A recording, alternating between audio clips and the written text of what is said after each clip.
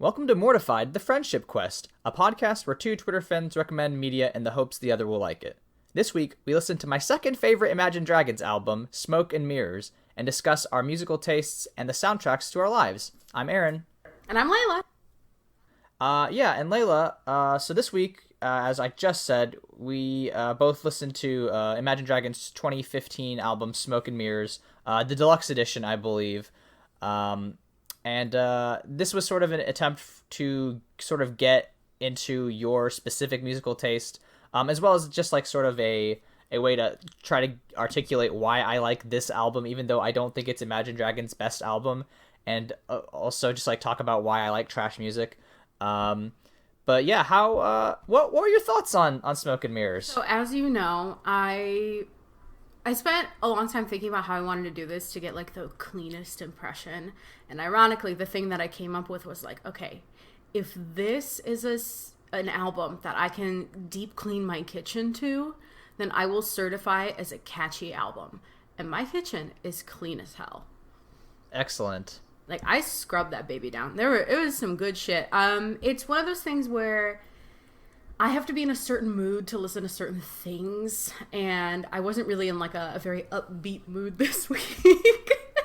Yeah, no kidding. All circumstances considered. So I will say I did pick out 3 songs that I really liked. One of them was Warriors, which I already knew, but like, it's a power jam. I can't deny the power of Warriors. Do you know the origin of how Warriors came to be? No, please tell me. I believe they wrote it like to promote League of Legends. Oh, see, I thought it was the other way around because I knew it was in a League of Legends spot. I didn't know it was written specifically for Riot. That's... I think it... I don't know that for sure, but I mean, that's what the YouTube comments told me. Then perfect. I'm going to believe you because you're the Imagine Dragons expert here. And then I really like Trouble because I really like a repetitive rhythmic jam that sounds a little bit like a prayer and that hits like a lot of really good notes for me and about like self-reflection and change. And then I really like Friction because it reminded me of System of a Down songs I used to love. Oh my gosh, System of a Down is a perfect analogy because it's very angry and just like... And it's in that very specific key where I'm like, yeah, this reminds me of jamming to Hypnotize in like 2008. So the 3 songs I picked are emblematic of the album as a whole. They were number 3 of my top favorites on this album was I Bet My Life because it's catchy, it's upbeat, it's got a great bridge, and it sort of carries this theme about shame and letting people down and just like being a general nuisance to the people that you care about. And that's sort of like the whole theme of the album is being like, I'm disappointing everyone and I'm overwhelmed and I'm sorry. I mean, literally, the album opens with the words "I'm sorry for everything I've done," and I think that theme carries through the whole thing. And I don't know why. I guess that's that general theme of being just trying to do your best, even though you're just like constantly fucking up, like appeals to me. So this song specifically, though, I Bet My Life, is about the lead singer Dan Reynolds dropping out of college to the despair of his parents.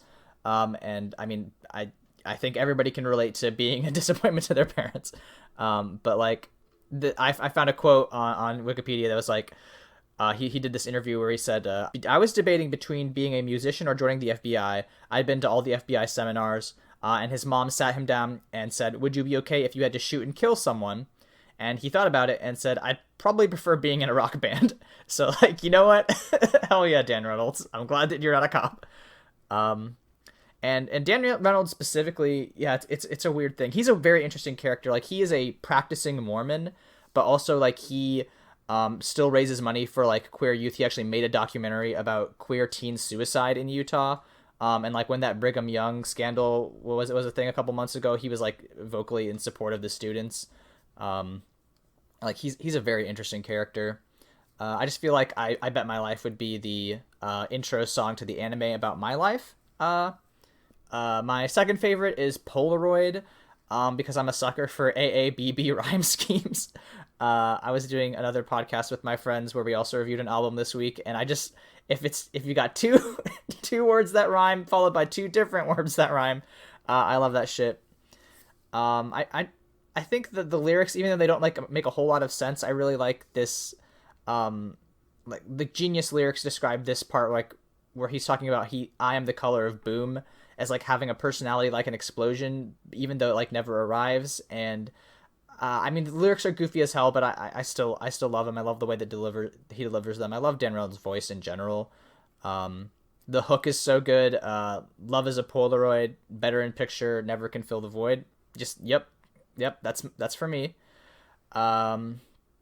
It's just a song about longing and being a fuck up in general, and I feel that. And my favorite song of the album is Dream. It's like clearly a metaphor that's not subtle about being disillusioned, and it's got soft piano music, it's got sad violins, and I really love the way that his voice is just like pleading in the last few notes of the chorus.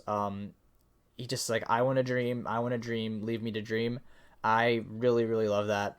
It sort of encapsulates the album's full, feelings about regret and frustration about the success of Imagine Dragons as a band, and like longing for something more. So yeah, I still think that their first album is better, but like this album, just like those songs hold up, and I'm very glad that you like them, because I have a tendency, we'll get into it later, to pick some bands that like generally people do not like. So I'm glad that you didn't have to slog through it. No, I have some Imagine Dragons songs on my like character playlists that I have. I'm pretty sure I Bet My Life is on my Dragon Age 2 playlist. I mean, they've got some. They know how to make a song that's gonna be catchy and sell if they want to. But like the real reason I wanted to talk about this album in particular is because of just like, I feel like at least in my life, and I'm sure for a lot of other people, there are like specific albums or like pieces of music or soundtracks that you like just listen to during a point in your life, which is like is now indelibly like connected to that point in your life. Like whenever you hear a song, you're like, oh, I remember where I was when I was like listening to this album on repeat constantly. And I was wondering if you had any music like that. So I don't have albums like that because I'm an insufferable prick who has been listening to music in the Spotify age, so I can just kind of cherry pick songs. But there are certainly like specific songs that if I hear, I'm just transported into a memory. So there's an album by Mother Mother called The Sticks, and Mother Mother is like a Canadian indie punk band. Really hard to define genre. I couldn't tell you what they do. But there's a song called Bit by Bit, and it's just, I think the chorus was just like, and I'm getting on a mountain far away from the people on the ground with some cops sticking up my wagon, chop chop, we're gonna build a cabin. And I just like, anytime I hear that song, I'm just like back on the walkway of my college campus, hands in pockets, like eyes forward, just trying not to kill myself another day. Like that, during the lowest point of my life, just blaring Bit by Bit and Little Pistol by Mother Mother is the only thing that got me through the day. And then there's also a song from the Legally Blonde soundtrack, of all things. The Legally Blonde original Broadway cast recording. Let's get specific. Yeah. Called... You have to have the original. Yes, this is from the musical, which is very good. There's a song called So Much Better, and it's that moment where Elle, after studying at Harvard for so long, gets the internship with the professor, the gropey professor, whatever his name is, Callahan.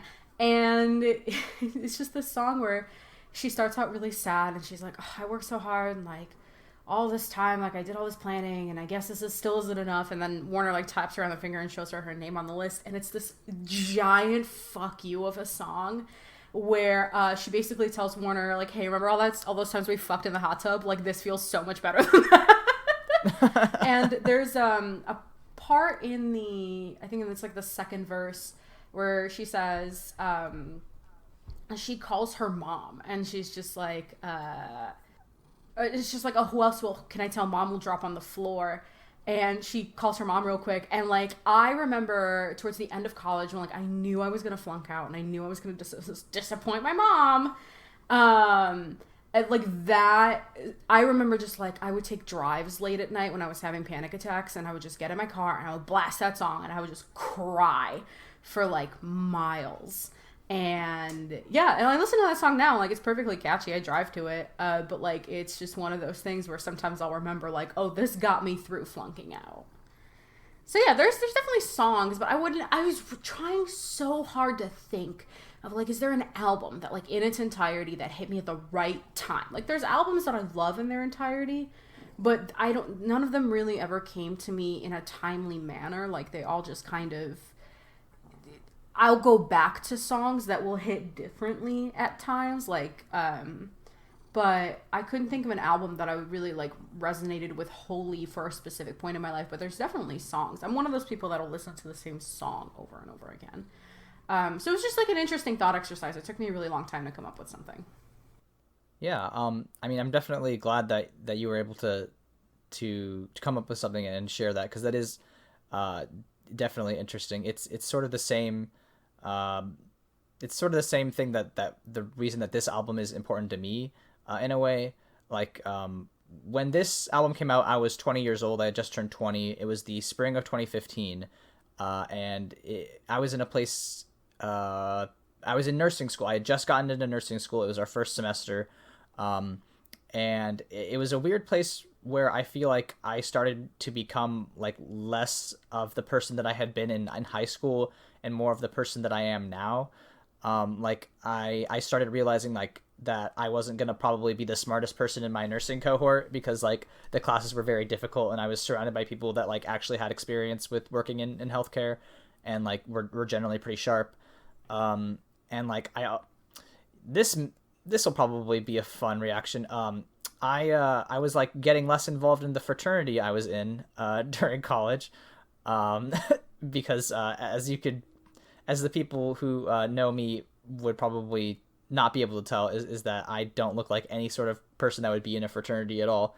That was an interesting time. But like I started like not being involved with them as much because I was so busy with school.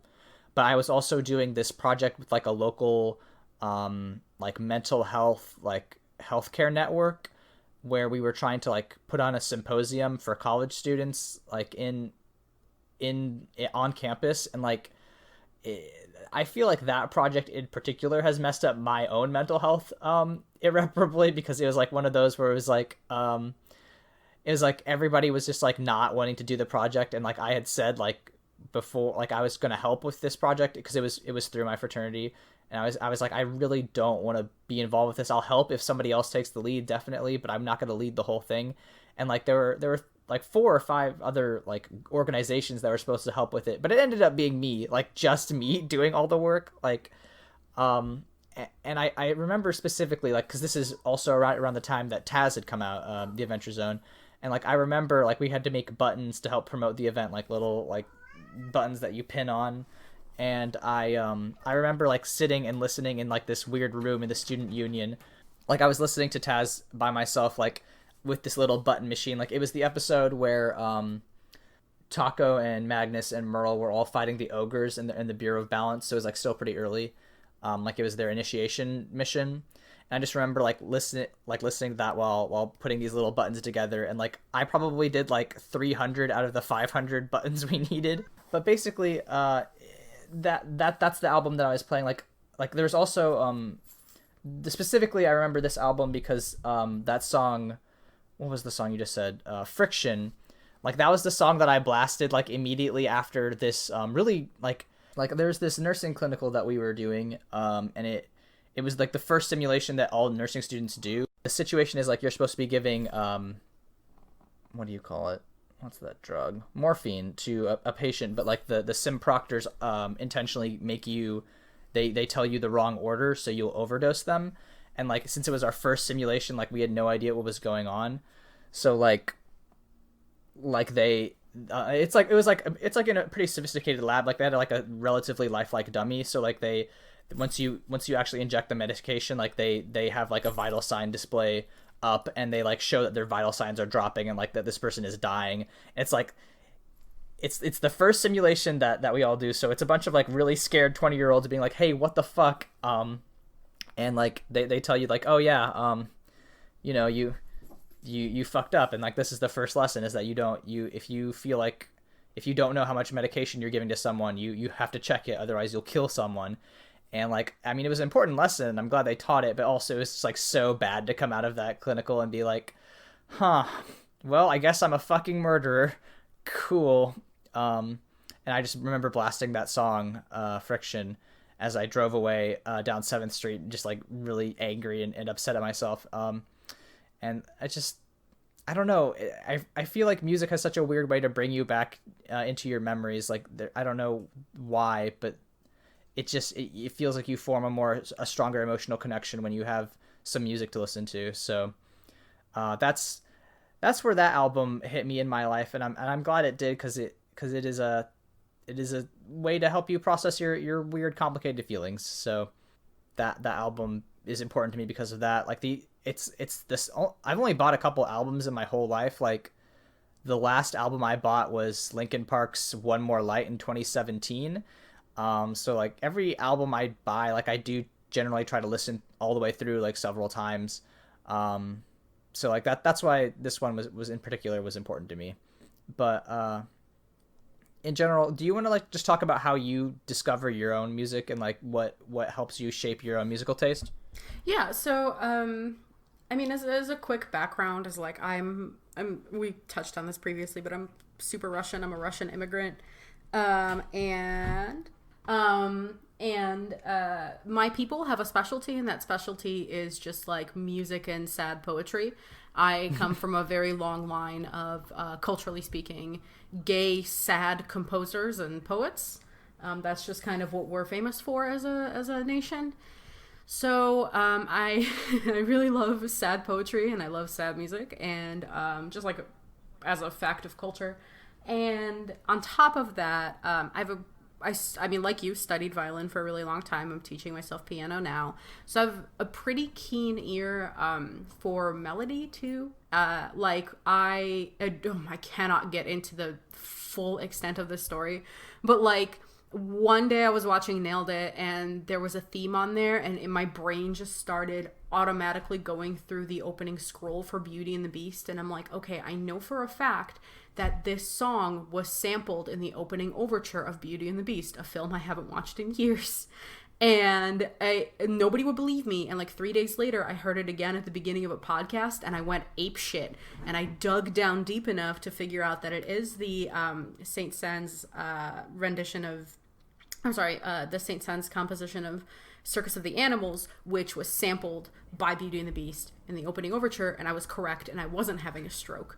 So that's how my brain functions around music. And I also really love musicals. I think music is the oldest form of storytelling, considering the closest thing to spoken word storytelling is song. A lot of stories are passed down in song. So I really love music. It's really important to me. I'm barely ever not listening to something.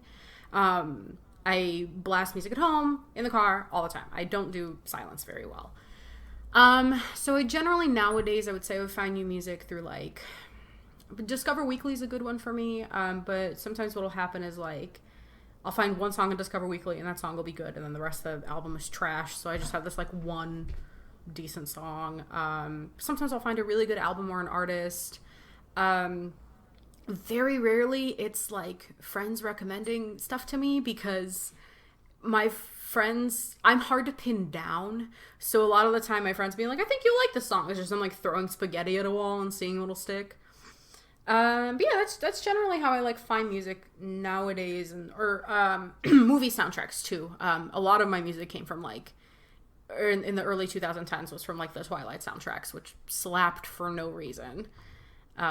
Considering the movies are fucking terrible. But are you gonna read that new Twilight book, the one with Edward in it? Edward's perspective. It leaked 8 years ago. I already read it. Oh, okay, excellent. Great. Yeah, I don't fucking need it. All I remember about the manuscript that leaked was that it used the phrase chocolate eyes 96 times, and I know because I counted. Wow. So Great. Good for Stephanie Meyer, I guess. Get that money 8 years later. no, for real. I think there. Listen, slight detour. I think there are 3 women that have perfect careers. One of them is Stephanie Meyer. She dropped some vampire books on us and she fucked off. One of them is Mariah Carey, who makes bank off of one song every Christmas season. And the third is Celine Dion, who has no grasp on reality anymore. And again, makes bank off of one song, which is My Heart Will Go On. And that's it. Yeah, no. If I had been on the Titanic soundtrack, I would never work again. She has a residency in Vegas and no grasp on reality. That's about as perfect of a career as I could ask for. Yeah. What about you though? Like, how did you find this album, and how do you find music in general? This album I got into because like I just in 2012 I just discovered Imagine Dragons through YouTube. I think still my main way to consume music is by listening to it on YouTube. There's just like a weird specific, like I think it's a very like late millennial thing to like, if you don't have a song on MP3 and you can't buy it, like you go to YouTube and like watch the music video or watch a lyric video. Like I still have like a weird aversion to Spotify, just because I'm old. But in general, I think I once tweeted, apparently my taste in bands falls into the category of likely to be heard in the background of a Transformer film. And that remains the case. Like, if I want to find a new band, I'm going to go to the latest Transformers movie and look up its soundtrack, and generally it's Linkin Park and Imagine Dragons, and I'm like, you know what? I'm not sorry. Like, I've recently, in the past several years, learned that people don't think that Imagine Dragons and Linkin Park are very good bands, but I don't care. I think they're great. I mean, we've talked about this. Like, it doesn't matter what's good. It's just, does it make your brain go wee? Yeah, great. Yeah. Awesome. I think that's true. Like, music is such a weirdly subjective thing. Like, it is hard to tell what good music means. Like, I mean, I think it would be hard to quantify. Like I said, I like AABB rhyme schemes. Like, if it rhymes, I'm generally more likely to enjoy it. But also, like, if I'm like, a lot of the stuff I do, I listen to, but that's not lyrical, is just like background music. Like, if I'm trying to write, like, I'll look up on Spotify like space music or like steampunk music, or just like something that sort of fits the theme of what I'm writing about. And, you know, some of that, a lot of that's hit and miss, and but you know, it's just sort of finding your way. Like, that's why I don't buy many albums, because like I just feel like my music taste is not super well developed, and I just prefer to like go to one song. Like, the most recent thing I got hooked on, actually, I like covers a lot. There is a cover of Gorillaz, Feel Good Inc. that was done by a YouTuber. I don't remember her name right now, but it's in the style of Postmodern Jukebox, where it was like they take a song that already exists and like do it in a different musical style. Her name is Robin Adele Anderson, and I just listened to her cover of Feel Good Inc. like 100 times, like in the past couple weeks, because I don't know, there's just it's slow and like kind of sad, and she's a very good singer, and that's what I like. I don't know that that's an interesting thing to say. I don't know how to quantify really why I like the music that I like. It just has a good ring to it. Like you said, it makes your brain go wee. Yeah, and I don't think we need to quantify everything we do as interesting. Like, there are some things I'm very into that are incredibly boring. I'm totally cool with it.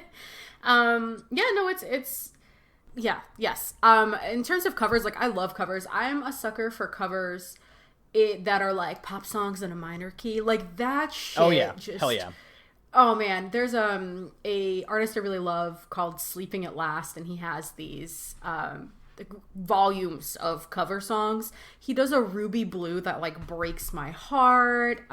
He does a bunch of other like really happy pop songs that are just so slow. Dark Horse by Katy Perry, that one he covered, and I was just like, this is haunting and sexy, and like in a way I'm not prepared for. I might have to look that up. Yo, it is so good. But no, I love like covers in a different key. I love like even Disney covers in a different key are fun.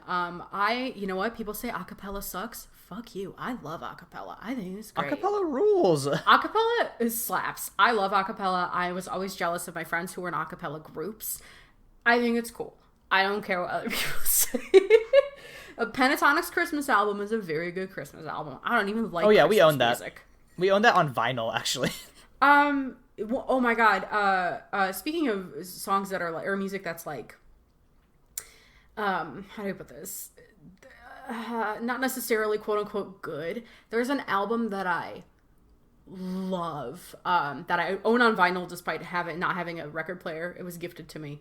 But it's The Decemberists' Hazards of Love, which is like technically and musically speaking a very good album, but like it does have songs on it about like A, killing children, and B, it's a concept album. So like there's characters in it, and one of them is a dude who killed his 3 kids. And then there's one song about fucking while pregnant. And I love that album unabashedly. I don't care that it's like weird. There's a line in a song where it's like, well, because Margaret's a woman, that's why she helped this baby deer. Like, that's misogynistic as I don't care though. Like, it's a good album right now. And I've loved it for so many years. I don't give a shit. And like, it's so, like you said, like, I don't know if that's an interesting thing to say or like a good thing to say necessarily, but we all contain multitudes, man. Like, I'm tired of having to justify the things I enjoy. I think that's probably the whole theme of this project. Just like, we like some shit that is not necessarily mainstream, or like if it is mainstream, it has a lot of deserved criticism, and fuck it, it's still good. Yeah, or even if it's not good, I still have some good memories with it, and it makes my brain go wee. So, I mean, like, obviously there's limitations to that, as there's limitations to everything. Like, I don't. But for the most part, if it's just like kind of bad, it's fine to like it. Like, you're fine. I love acapella. I'll say it right fucking now. You can put that on my gravestone. There's an acapella cover that I'd been listening to for a while of what's it called? Welcome to the Black Parade. Ooh. By the Illinois State University acapella group. They recorded that in like 2013. And because I'm originally from Illinois, it was either the school that I went to, Indiana State, or Illinois State, that I was going to end up at. And like, I would just wonder what my life would be like if I had joined the a cappella group and sang Welcome to the Black Parade in college. And a part of me will always like miss that timeline, because I really wish that had been the way my life turned out. Yeah, honestly, looking back on my college experience, I think I could say a lot of things about how much I regret it and how many things went wrong, but man, if I had just stayed involved in like, if I didn't have the financial need to work 3 jobs and was just able to like go to art school and do theater, man, I would have had a time. But that is not how things went for me. Yeah, man, college is so great, and I wish that it wasn't so expensive, because there's so many cool things you can do in college, and a lot of them are just completely gatekept. Yeah. That's the issue, is it not? Yeah. So you said this was your second favorite Imagine Dragons album. They only have a couple, right? Like, what's your first favorite? They have 4, and I've only listened to 2. My first favorite is their Night Visions one, which came out in 2012. That's their first one. That's the one with all the ones, like Demons and what's that song that I play on Beat Saber constantly? It's Time. I love It's Time so much. I actually learned to play that on guitar, which is hysterical. I just love them. They're like, this album, Smoke and Mirrors, is much more like kind of a downer album that explores like Dan Reynolds' struggles with depression and like ADHD and stuff. And the first one is like very poppy and upbeat. If you at all like any of these songs, I highly recommend Night Visions, because it's just like, it's all the same stuff, but like I think a little bit sharper and a little bit less like less looking inside oneself, and more just like real bangers. Like, I haven't actually bought the Night Visions album, but I bought like half of the songs like as singles individually, because they all slap. Yeah. See, that's funny, because I think arguably my favorite Imagine Dragons song is off their newest one, Origins, and it's just Natural. I love Natural. It's a good song. Natural's very good. I don't know. I like Imagine Dragons. They're a very commercial band. Like we said, like they sold a song to to Riot for League of Legends. They have like a whole Beat Saber pack. Listen, that means fucking nothing because Florence and the Machine literally has 3 songs exclusive to the Final Fantasy 15 soundtrack. This is not a joke. One of those was and is going to be our first dance song. Their Stand By Me cover. Oh, yeah. Yeah, it's a good cover. That's sweet. That's gay. Oh, what a lovely wedding that will eventually be. Yeah, in a year and a month. Yeah, I'm excited for that eventually. Yeah, there's another thing. I think Dan Reynolds was in like the Wreck-It Ralph sequel in some capacity. I don't know if he was like singing a song in the background or like if he was an actual character, but like, I respect any band that's willing to sell out. I know Deadmau5 was in the first one, so this does not surprise me. What did Dan Reynolds do? Let's look. He has the entire band has a cameo. Not in the entire band is in Wreck-It Ralph too. Yeah, they have a whole ass cameo. Their song That's so Zero funny. is in it. Wow. I've never heard that song. That's really funny. They played themselves. Yeah, that's what I thought. Incredible. Yeah. Incredible. Amazing. Wow. Thank you for taking me. We just want to be ourselves in a Disney movie. Hey, career goals.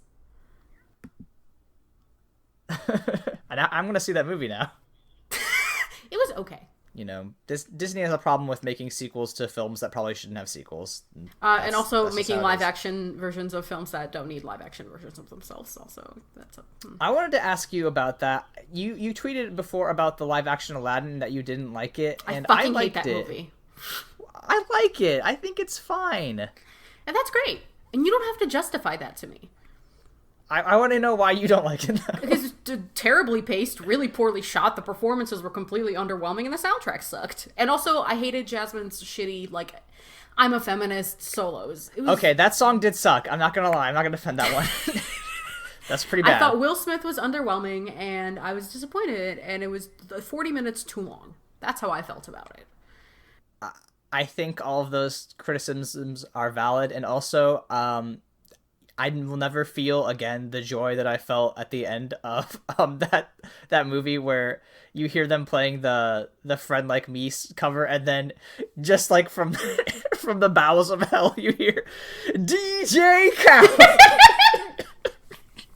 Yeah, the movie is a shitpost. It really is. Oh my god.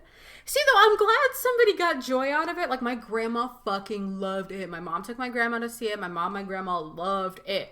And I took my friend Amelia to see it. My friend Amelia really liked it. I was fuming by the time I came out of that theater. I was like, this was a waste of 2 hours. I fucking hated this. I haven't been this angry since 2012. Which is when I saw the Baz Luhrmann's The Great Gatsby, and I do hate Baz Luhrmann, so... You don't like The Great Gatsby movie? No, I hate everything that man does, though. I hate Moulin Rouge. I don't like The Great Gatsby. I don't like Romeo plus Juliet. I don't like any of it. Okay, I liked The Great Gatsby a lot because of the mostly because of the Lana Del Rey soundtrack. That she had some really good songs. Oh yeah, Greenlight. Young and Beautiful is the one whenever I'm in my feelings, I listen to that. Or Greenlight, I think might have been Florence and the Machine. Yes, Greenlight was Florence and the Machine. Young and Beautiful was the Lana Del Rey cover. She also did a song for the Maleficent movie. The sequel or the original? The original one. Okay. That also slapped. Lana Del Rey does a good, like... See, that's good. Soundtracks for bad movies are sometimes good. Yeah. I hate the Transformers films, and I love their soundtracks. Same for Twilight. Like, they had some great Linkin Park songs on there. Yeah, well, I mean, you know that that's one of the like fun facts is when Bella's like listening to music at some point, she's listening to Linkin Park. Oh my god, is that true? That's fucking true. I think it's in the first book, and the descriptors for it are so wild. It's like she felt like the pounding beats, and she like really related to it. And then later in an interview, Stephanie Meyer was like, "Yeah, this is Linkin Park." Oh my god, I love that. So that's my gift to you. That's for you. Oh, now I like Twilight. My whole everything has been turned around. Twilight's actually great. There's a blog I would like to shout out on Tumblr. It's called Twilight But Okay. And it's just like a comics artist making comics of like Twilight, but what if it was good? And it's just like there's one where Emmett and Rosalie, which are two of the family vampires, become TikTok famous because they're all like super strong. And Rosalie yeets Emmett into the woods. Like she picks him up and like a lance just yeets him 4 miles. And they have to go show their vampire dad. They're like, we have to move again. We went viral. We went viral, Dad. I'm sorry. So yeah, Twilight, I think in what the late 2010s, 2020 fandom has done to it is incredible, but the original Twilight is fucking something else. So were you big into Twilight when that was a thing in the aughts? Oh, fuck yeah, Team Edward, baby. And then I started vehemently hating it in 2012, and then I liked it again because it's stupid and funny and delightful. Yeah. I mean, the only part that I didn't care about it at all. I was unfortunately one of those people that was like, oh, Twilight sucks for a while, and then I just stopped caring because I got older. But like, isn't there a part where like he falls in love with their baby? Jacob falls in love I don't know about that. I don't know if I can co-sign that. Oh, no one does. We all ignore that. We don't talk about it. He doesn't fall in... He imprints on the baby, which is weirder. It's a whole thing. I don't know. I hate it so much. I hate the baby, too. She's weird. I have a conspiracy theory that Robert Pattinson helped edit the final movie because there's just moments in it that are such a parody of itself that I'm like, was done by somebody who hates this franchise, and Robert Pattinson hates No one franchise. hates it more than Robert Pattinson. There's like a moment where like Bella has a glitter orgasm, and then there's like the whole end of the movie is like an iMovie purple tinted montage of their like romance together. It's so fucking funny. I love that movie. It's so stupid. Michael Sheen gives it his fucking all. Twilight. But, like we said, bop and soundtrack. Yeah, I mean, I don't know that I have more to say about music, really. I just wanted to talk about... You just wanted to talk about Imagine Dragons. I just wanted to talk about how great Imagine Dragons is, and everyone who thinks they're bad is wrong. Well... and that's a fact. I know you wanted me to describe my music tastes, and I am pretty proud of the categories that I was able to sort it into, so would you like me to go through that? Yes, please. Okay. So my music tastes boil down to the following. There's a genre I would like to call 1-800 Are You Slappin'? So that is like CRG. Alright.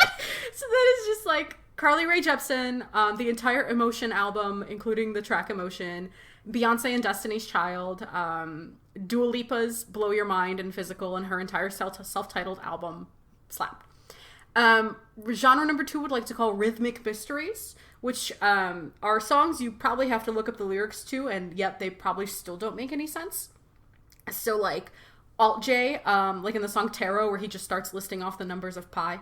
Every Other Freckle. I love Glass Animals. I love Pork Soda and Toes. Those are great songs by Glass Animals, which is a band that centers its entire oeuvre around like songs about loveless sex and cocaine, two things I have no experience with, but like love listening to songs about. The third genre is the full emotional range of the banjo, which is Chris Thile, the Punch Brothers, the Arcadian Wild, the Dust Bowl Revival.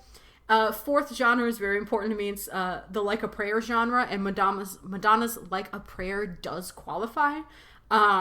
It's either love songs that are so intense and longing that they sound like prayers. So Dust Bowl Revival's Sonic Boom, Rosalia's Pienso en tu Mirada, Helger's Work Song, or something so driven by an intense 80s beat. So like the entire Promare soundtrack is just like angelic choirs over 80s drum beats, which is very my shit. And just a special shout out to Dust Bowl Revival's Sonic Boom, because it's not fair to write a song with a line that just says, and I ache and I break down every time you walk in the room. You hit me like sonic boom. Like, fuck you.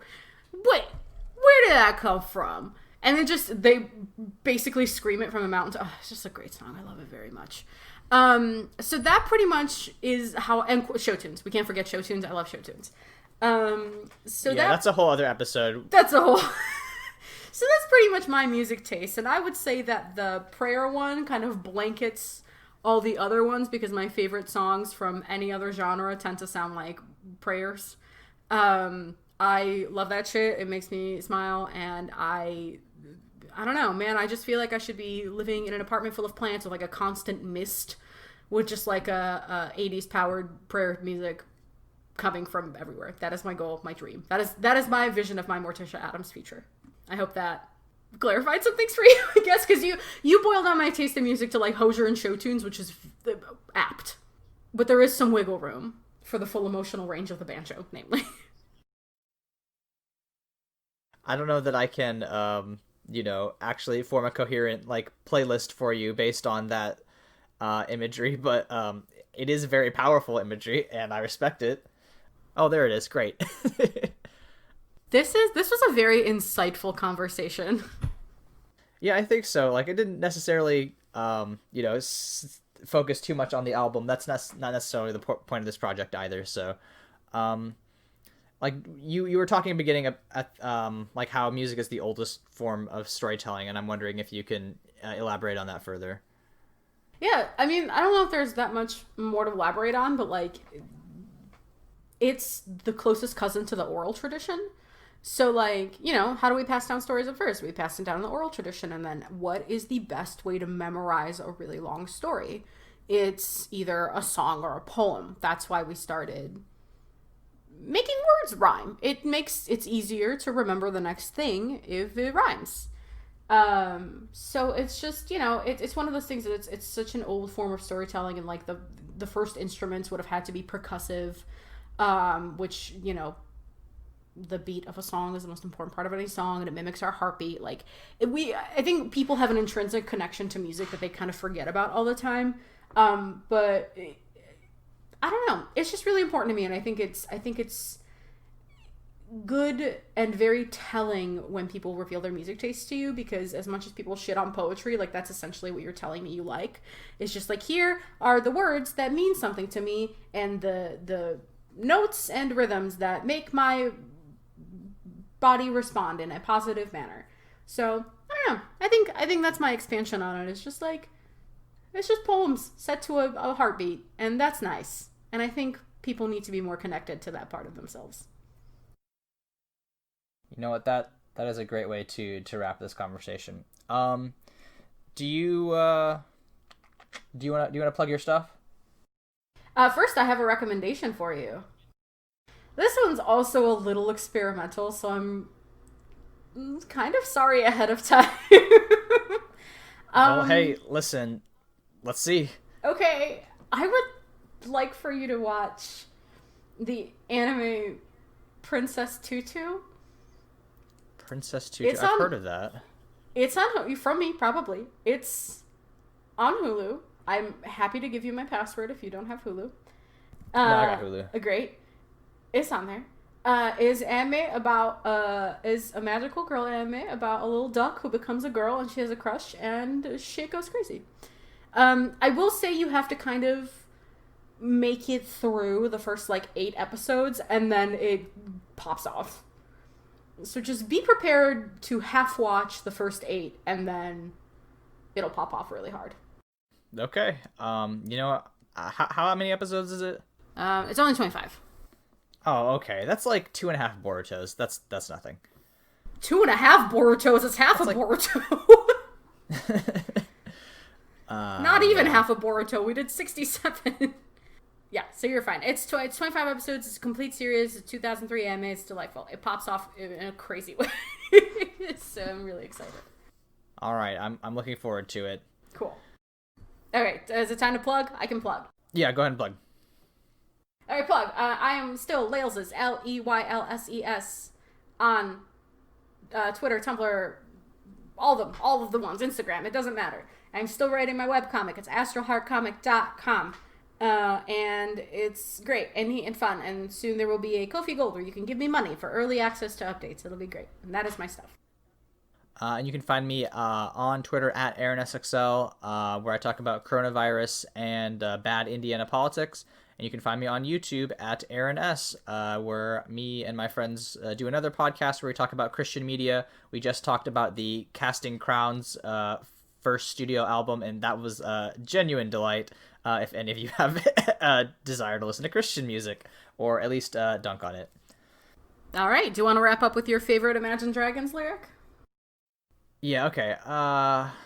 Man, it's just the whole of the song Demons really is my favorite Magic Dragons lyric, but let's see. When you feel my heat, look into my eyes. It's where my demons hide. It's where my demons hide. Don't get too close. It's dark inside. It's where my demons hide. It's where my demons hide.